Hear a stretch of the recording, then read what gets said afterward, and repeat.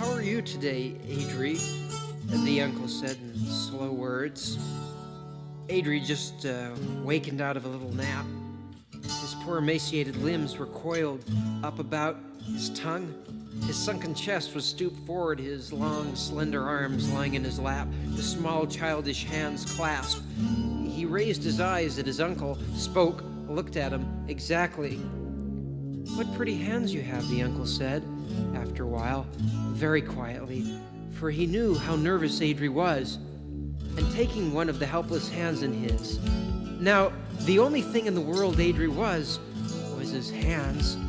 They were beautifully formed, perfectly clean and white, the nails nicely cut, and it was no wonder they never did anything but rest or hold.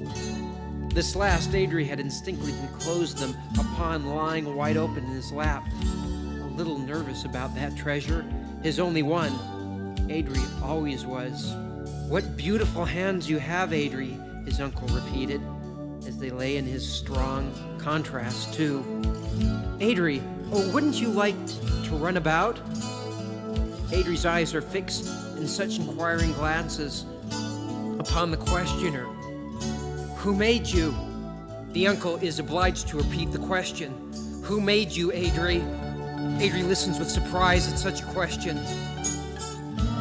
The next moment, he raises his long, slender arms, the fingertips of each white hand touching those of the other, as far as he can above his head.